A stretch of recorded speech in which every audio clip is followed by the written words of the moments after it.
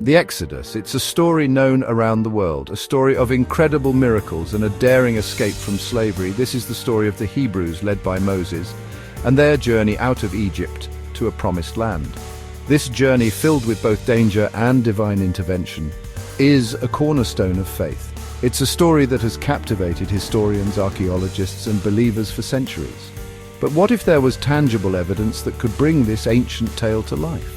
What if we could trace the Hebrews' steps? What if we could stand where Moses stood and see the remnants of their miraculous journey? Recent discoveries suggest that we can. Join me as we embark on an expedition to uncover the truth behind the Exodus. Our journey will take us to the very spots where history unfolded. We'll examine evidence that has the power to reshape our understanding of this pivotal moment in time. We'll walk the same path that the Hebrews walked thousands of years ago. Our journey begins in Egypt, where the Hebrews had been enslaved for generations and over 400 years. Imagine their fear and anticipation as they left behind everything they knew, guided by nothing but faith and a promise of freedom. Led by Moses, they ventured into the vast and unforgiving wilderness. Their destination, Mount Sinai, the mountain of God, the very mountain where Moses saw the burning bush in the land of Midian.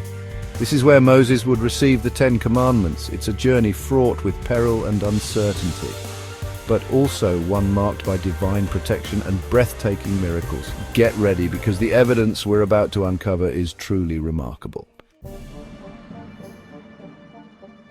Our first stop takes us to Nuweiba Beach on the Gulf of Aqaba. This is where many believe the Hebrews made their miraculous crossing of the Red Sea. Now, I know what you're thinking. The Red Sea, isn't that impossible? It certainly seems that way, but the evidence here paints a compelling picture. You see, Nuweiba Beach is unique. Unlike the steep cliffs that characterize much of the coastline, Nuweiba slopes gradually into the water. This creates a natural land bridge. Imagine millions of people, women, children, livestock at the edge of the sea, as Pharaoh's army and chariots closed in on them, with a pillar of cloud holding them at bay.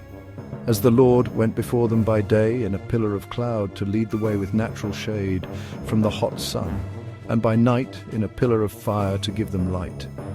This underwater bridge could have been exposed by a strong eastern wind, as described in the biblical account. Imagine millions of Hebrews crossing this exposed land bridge, with the walls of water held back on either side. Now picture this. As the Egyptian army pursued them onto the exposed seabed, the waters returned, swallowing Pharaoh's chariots and soldiers. It's a scene of both terror and triumph. And the evidence, scattered across the seabed, we find what appear to be chariot wheels encrusted in coral. These remnants, some bearing axles and even human bones, hint at a catastrophic event. These finds, coupled with the unique geography of Nuweiba Beach, suggest that this seemingly impossible crossing may have happened just as the Bible describes. But the discoveries don't stop there. On both sides of the Gulf of Aqaba, at Nuweiba Beach and the opposite shore in Saudi Arabia, stand ancient pillars. These pillars, known as the Pillars of Solomon, are believed to have been erected to mark the very spot where the Hebrews crossed. As King Solomon knew the location, his people crossed and memorialized it. One pillar, remarkably, bears what some scholars believe to be ancient Hebrew writing. Could this be a testament to the miracle that occurred here thousands of years ago? The evidence suggests it's a real possibility. From Nuweiba Beach, we follow the path of the Hebrews through the parched landscape of the Sinai Peninsula. The Bible describes their journey as a period of hardship and miracles. They faced hunger and thirst, but were sustained by manna from heaven and water from a rock. This rock, according to tradition, is located at Rephidim, a site marked by a unique rock formation that appears to have been split in two.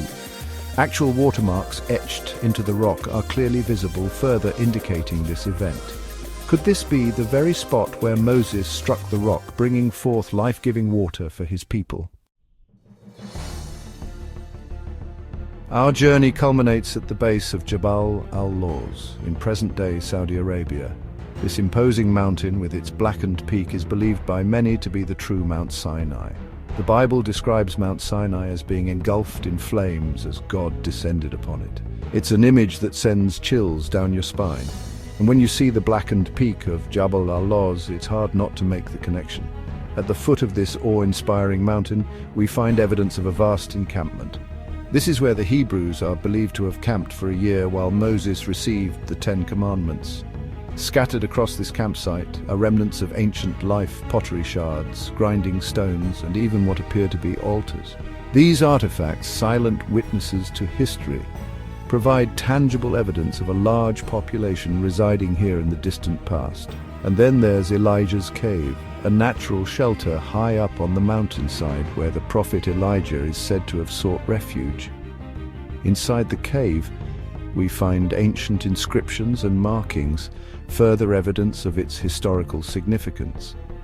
The Exodus journey, once considered by some to be merely a story, is now coming to life through the discovery of remarkable evidence. From chariot wheels on the seabed to inscriptions on ancient pillars, the physical traces of this miraculous journey are emerging from the sands of time. As we stand before these discoveries, we're reminded of the power of faith, the resilience of the human spirit, and the enduring legacy of one of history's most defining events.